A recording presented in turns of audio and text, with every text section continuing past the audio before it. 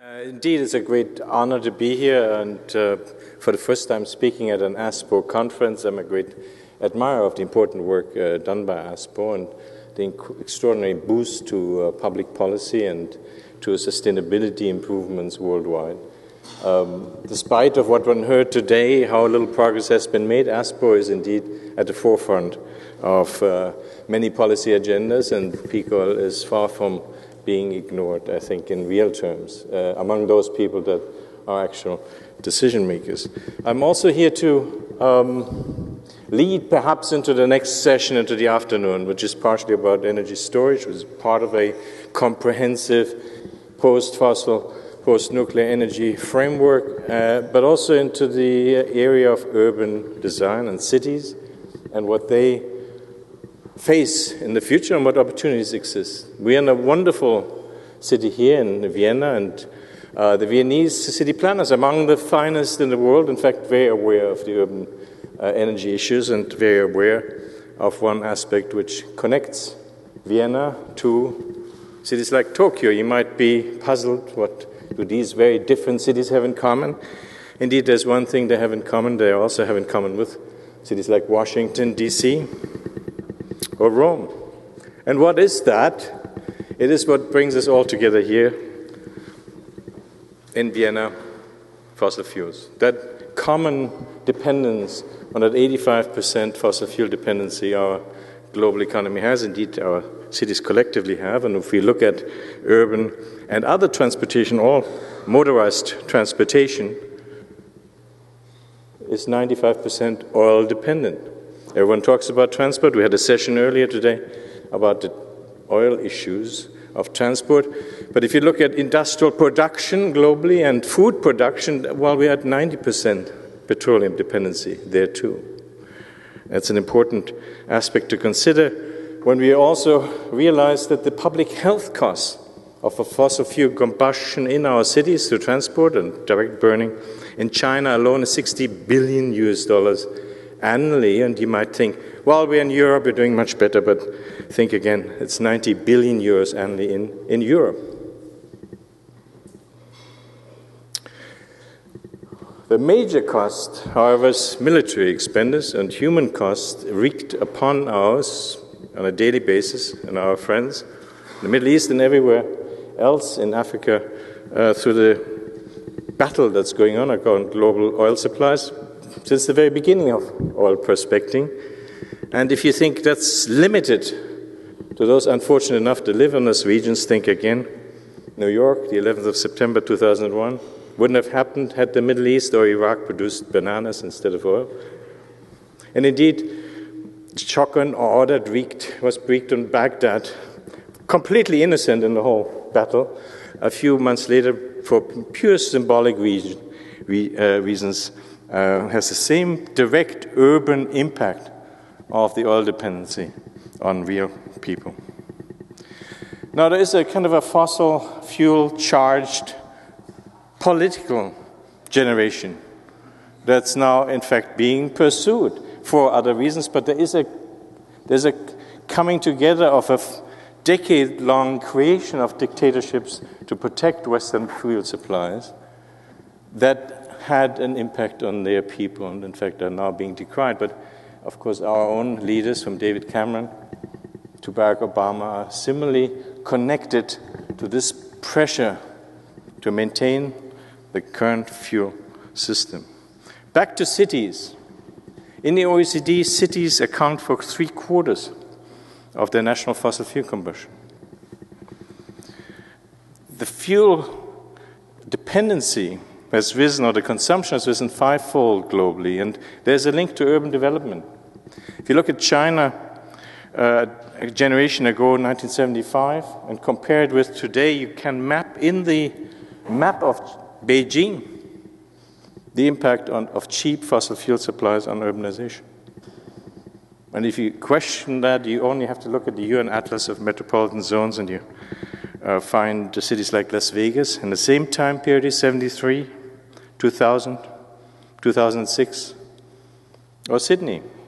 Same growth patterns. And if you actually track urban growth and fossil fuel availability, you see a slight lag behind the fossil fuel availability in the urban growth. There's a major shift going on in urbanization as a result of this particular fuel source. But that's not the only point I'd like to make. I also like to make the point that cities and urban settlements, human settlements, have always been energy constructs, been always focused on the very energy sources they were based on. And the kind of cities we're in, the inner city of Vienna, Rome, and so forth, are modeled around pre-fossil fuel energy sources extremely efficiently. This whole notion of non-efficient energy use came really about with the introduction of coal, oil, and uranium. And you can only look at that by comparing cities like here, Rome, with the typical fossil fuel charged city, the American shopping mall-centered suburban development, which is an enormous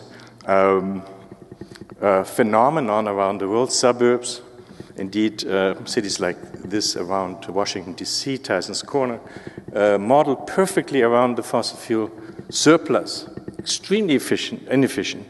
I call it the demand side of urban power, the most inefficient developments ever produced by mankind. But it's perfectly matched to an equally inefficient supply side of urban power systems.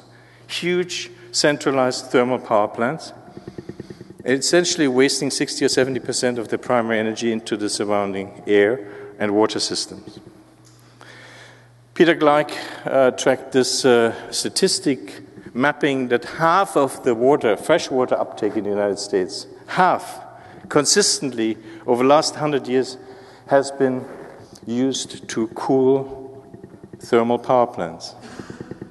Nuclear, some oil, coal-fired power plants. And this water consumption rate is worst for nuclear power plants and their cooling towers. And this doesn't account for the extraordinary water content of the fossil fuel production cycle, but also the nuclear cycle, which is the most water-consuming of them all. So the nexus between water and energy is particularly strongly felt in the urbanization field. Finally, the 75% of anthropogenic greenhouse gas emissions that are responsible for our climate change are the map that we as culture have produced worldwide. This is the rise of the fossil carbon emissions, 1800 to 1950, something that comes as no surprise whoever looked at physics greats like John Tyndall, who in his famous lecture in 1863 postulated or proved an earlier French theory of the greenhouse effect, in fact, existing.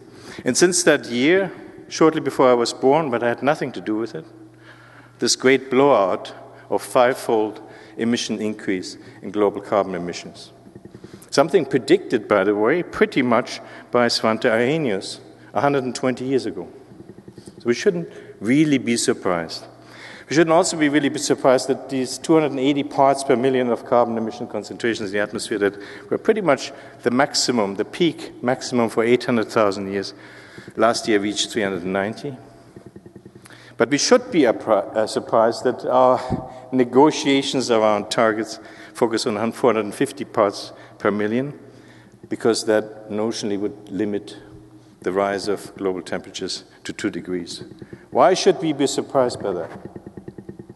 Well, for one, because 2 degrees are far too much. We know that by 0.7 degrees, we already have a destabilization of the global biospheric balance. But even if you believed in this kind of thermostat theory of temperature control through carbon concentrations, then 450 parts per million are way too much, because at 450 parts per million, you have a 40 to 50% chance of overshooting the 2-degree target. That means it's a much worse risk than playing Russian roulette, and it's being played every day with all of our lives. Add to that the methane feedback that we are now experiencing in the Siberian tundra, but also in the underwater regions of the Siberian waters.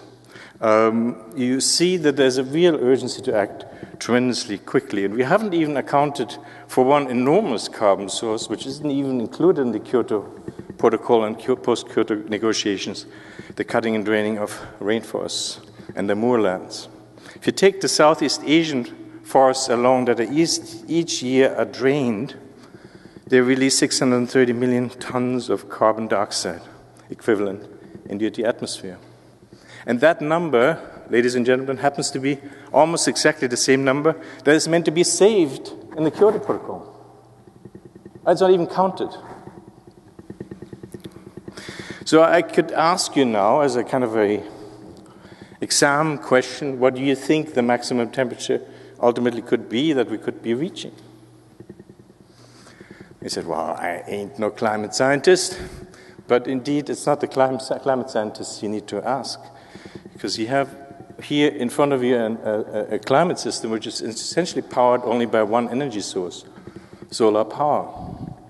It's powered by a star wreaking its energy flux on one of its planets. Now, it happens so that we have a planet near us which has undergone a similar history of this potential, which two of our finest astrophysicists agree on, could be an extreme scenario. And these two fine astrophysicists are Carl Sagan, the late Carl Sagan, and Stephen Hawking, who believe that we should look at the Venus and its 450-degree atmosphere, closer to the sun, but still, if you could run similar calculations, you would wind up at 250 degrees for the Earth's atmosphere, and an atmosphere primarily consisting of carbon dioxide and rain consisting of sulfuric acid. Now, therefore, what is the reasonable target? Well, 350 degrees, James Hansen and other degrees would be a much more safe target than 450 degrees. Problem is that's already 40 parts per million below the current concentrations. But even more common sense would say 280 parts per million should be something that we ought to be aiming at as a target, because we're reasonably certain for a reasonably long period of time that was the stable maximum. So what does that mean? It means that globally we've seen targets shrink from 2050 to 2020, especially in the European level. We also see that 100% renewable energy is a logical target, because you don't want to be emitting or responsible for emitting more carbon dioxide than you have to. And you don't have to do it in the energy sector, not for a very long time. It also helps in the peak oil discussion, obviously, but it's also important to remind ourselves that much of the discussion today had to do with price increases, which have to do with the inefficiency increase in the production of oil in particular, reduced tenfold since 1930. And so this destabilization of the global economy in large part is due to this tremendous increase in inefficiency in extracting carbon for its primary energy source. So this picture, everyone agreed on since 1990, needs to be the focus: dramatic reduction of energy consumption in order to power up renewables and reach 100% for 2050, displacing nuclear power and fossil fuels. Now, can we do it physically? Physically, we have the answer. And the answer lies in nuclear fusion, clearly. Safe, massive nuclear fusion. 150 million kilometers away from here.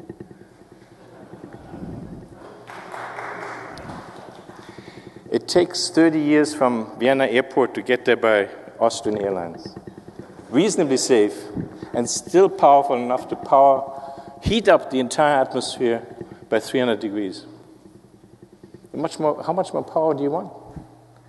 So if we take all the reasonably effective wind power positions, solar power positions, economically viable solar-charged renewable energy sources, we get to a figure of in the order of 10,000 times current energy demand. But there is no energy crisis in a physical sense. If you take wind power alone, you take the most productive, most effective, most cost-effective positions of wind power globally. This Stanford University study already showed 8 years ago. You get 5 to 7 times the current electricity demand from wind power alone. And the same team released last year a study looking at all renewables, saying, well, there's no real physical limit to how much renewable energy can provide. And indeed, the uptake is reasonably fast, rapid, 20-fold in those 20 years to 2008, or 10 years to 2008, I'm sorry, and equally fast from a much smaller base, much smaller dimensions in photovoltaics, essentially driven by one tool only, which is feed-in tariffs. You see comparison in green, the German uptake of wind power compared with yellow, the puny uptake of the United Kingdom. The only difference is not the amount of wind, lots of wind in the United Kingdom, more than in Germany. The difference is that in Germany we applied feed-in tariffs, in the UK they applied the certificate trading model, the most guaranteed method for slow uptake and a high cost. Roughly 500,000 new jobs created in Germany in the wake of the feed-in tariff.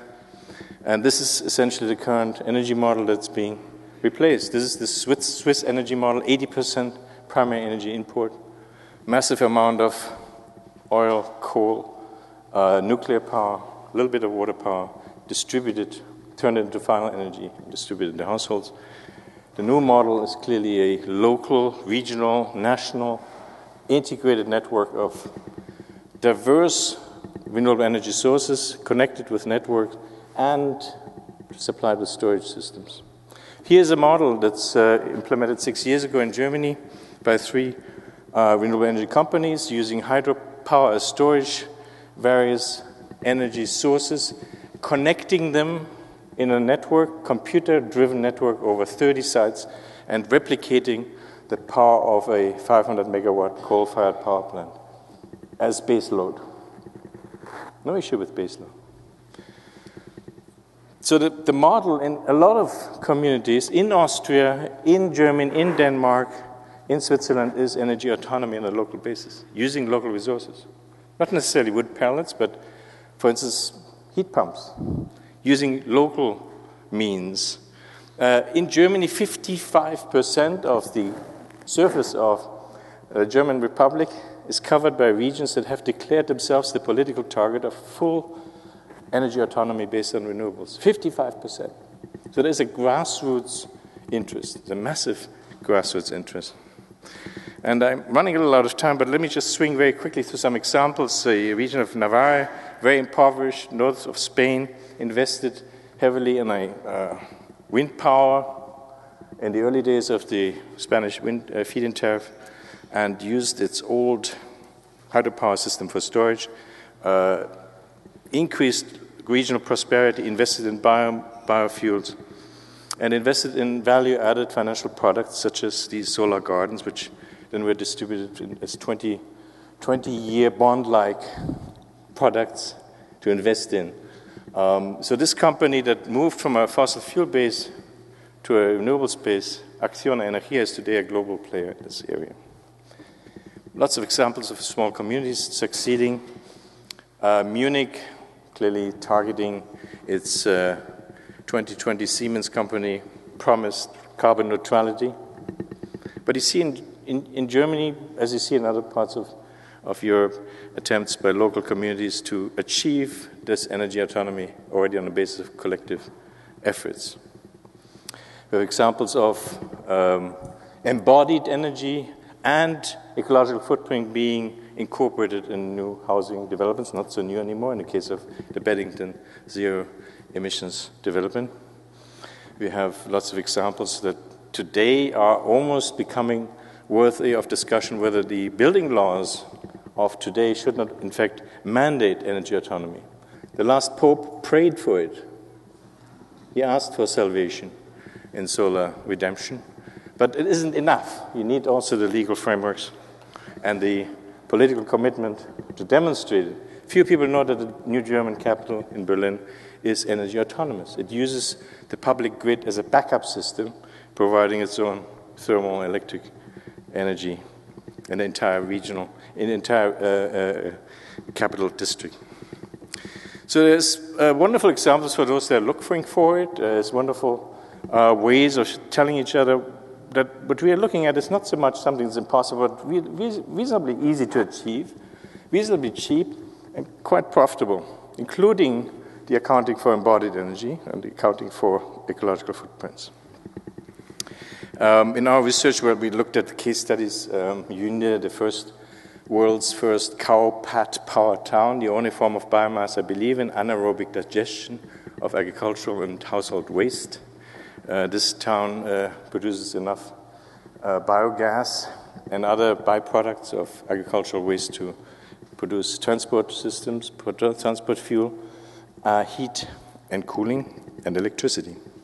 Sacramento, shutting down its Rancho Seco nuclear power plant in the 80s, since then been on the forefront of alternative energy investment. And Copenhagen is the site of the world's largest cooperative investing in wind power.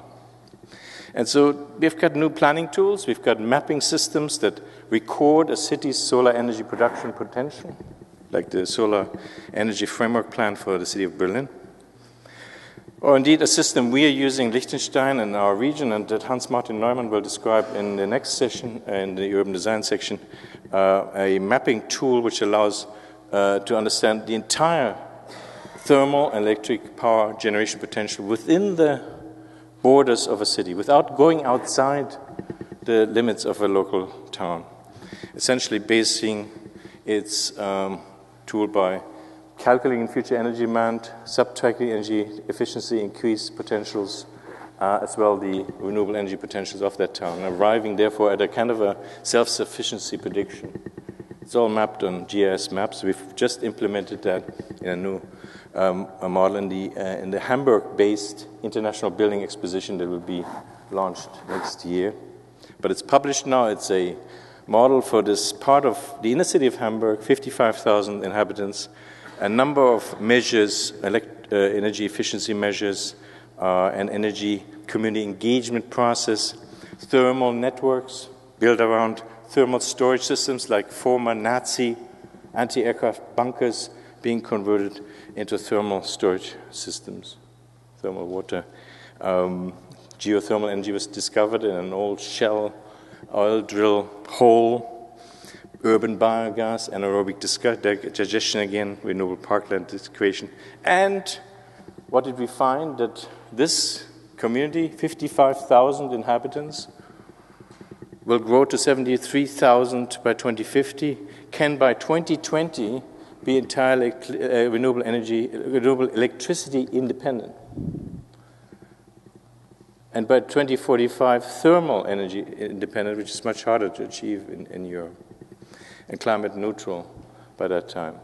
You can all read it up in the Energy Atlas, also available in English. Energy Atlas, downloadable in its summary form and available through the IBA Hamburg. Finally, the open space of a city is, particularly a fossil fuel city, is enormously productive, potentially for solar energy production, already slowly being tapped into, in part giving rise to new business models, trying to revive this form of automotive propulsion, the electric motor, which in fact was part of the system of 1/3 of the global fleet in the 1910s. And so we all know that the planting of solar PV on 1 hectare of land is 50 times more effective in generating fuel for transport than any biofuel is. We know that we can even use the tracks and appurtenant associated lands owned by railroad systems to power these railroad systems themselves. And finally, an example from the Antipodes, the city of Sydney, which, like all Australian cities, labor under 90% high sulfur coal electricity dependency that's supplied by the state governments, decided to disconnect its central business district from that coal-fired power grid and supply five types of energy use sources through distributed networks of generators. They're called green, what do they call it? Get my glasses. Green transformers. And so these green transformers are distributed, about 25 or 30 of them throughout the CBD, to use biofuel to generate electricity, cooling, heating, power for mobility, individual transport mobility, and carbon sequestration services. And so there you have it. So this is part of a larger urban regeneration agenda, which also includes the water systems and these fossil fuel-inspired water systems today in cities like Sydney and other cities that feel the water pinch in a climate change age are transforming those systems as well, knowing full well that by applying a similar local regeneration model, you can save on electricity by keeping local water cycles active, and you reduce what is a tremendous challenge in our age, the heat island effect through transportive cooling. So thank you very much for having the patience on sharing with you this vision of a renewable world, which is practical and financially prosperous. Peter.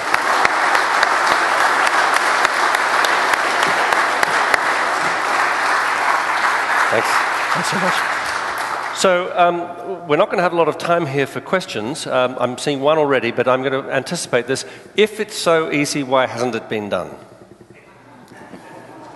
Well, there's two. And how should it be done? And then we come to Professor. There's two reasons. One is the reason of the difficulty that we all have in changing established behavioral patterns. You probably know that in many countries we can give organ donations. And if you look at different countries, there are different rates of organ donations. And if I ask you, where do you think are more organ donors, in Denmark or France, what would you say? Denmark. Because they're somehow more friendly people? Their organs are more worthy of donation. The French have ruined theirs by... Indeed, in France, 90% of French are organ donors. In Denmark, it's only 10%. And why is that? Because when you get a driver's license in Denmark, the default option is no organ donation. You have to choose it, organ donation. In France, organ donations is the default option. You have to deliberately choose not to donate your organ. So if you're in a default mode, you always stick to the default mode. That's one reason. So you need government, you need governance to transform the default mode into a renewable mode. The other reason is, of course, this is enormous interest on the incumbent industry's part to maintain their business interests and their business profits, and they're very good at it. I mean, they had essentially owned the last 10 American presidents, and they will probably continue to try to do so, but there's a tremendous shift also occurring, and so this default mode is shifting. And you're seeing the different renewable industries and the efficiency industry becoming a more collective political voice? Well, I like the model of a house. I mean, if you don't integrate efficiency, sufficiency, and the renewable energy equation, you don't get an optimized building, and you don't get an efficiently financeable building. So you need to introduce the efficiency equation as part of this renewable energy transformation. Look at the old picture, and their service companies, their providers around the world can also do that for communities and cities, and we are, in fact, through our research, also in the business of doing that. Great. One question, Rainer Kummel. Well, let me just take a reading here from the organisers. We're at time now. What discretion do I have for going into the coffee break? We have that. You've heard the results. 7-8 minutes. So, Rainer. Just a comment. This is partially an answer to your question. You gave the number. Right now, the sun provides 10,000 times the world energy demand. Another number I have my students always calculate how much area of Germany you would have to cover with photovoltaic cells in order to supply the whole primary energy consumption of the year 2006. It's 40,000 square kilometers. That's 11% of the area of Germany. That sounds not too much. But, well, it depends. The problem with renewables is the low energy density. We all know that. You need areas, and I've just given you the number for Germany. The other problem is, let's take photovoltaics. as long as you produce photovoltaic cells from fossil energies, and right now this is being done, the life cycle emission of photovoltaic cells is between 100 and 190 grams per kilowatt hour generated electricity. That is the 10th or the 5th part of the emission of a well-operated coal power station. So it is not true if we build photovoltaic cells on our roofs and our landscapes, which are produced especially in China with dirty coal, that this is a zero CO2 emission technology. This is one aspect. Can I answer that complex aspect just very briefly? Okay. I stop that. Get back to you in a second. But I'm so happy to meet you and that you provide me this opportunity to debunk three basic fallacies that are being thrown around commonly, such as the ones you just thrown at me. But these are important fallacies to bring out because, first of all, we don't talk about primary energy when we talk about renewables. How primary is the sun? The problem with the fossil fuel and the nuclear dimension is, of course, that you have that primary energy supply that you need to meet. But when you try to supply local and regionally demanded energy locally and regionally, you don't deal in terms of primary energy use, in terms of you need to satisfy the final energy demand. Secondly, so the efficiency is already taken out of the equation. Secondly, the area exists already. There are maps for Germany which describe essentially the cities as the sources of those very areas. They're already built. The only thing is that the roofs are not being used other than to keep the snow and the rain out. If you transform the roofs and part of the facades of only half of or two-thirds of larger cities, depending on their industrial component, you can produce the electricity demand on the very roofs. You don't need to go out into the cow fields. And on this energy content, well, there's a lot of different studies on that. And I think the sort of fossil fuel rucksack payback period for the new photovoltaic cells is much shorter than you described them. Besides, we're here in a country which is also home to a wonderful town of Güssing, which I think is not so far from here. It is the first city which 20 years ago began to transform its energy base to entirely renewable and prides itself to be the source of industrial renewable energy production. So if you want to produce your renewable energy component and products with only renewable energy, without fossil fuel content, you go to those production sites where they offer that service. If you don't, then you have to, of course, stick with achieving or attempting to achieve a very high, a low fossil fuel content in the production of.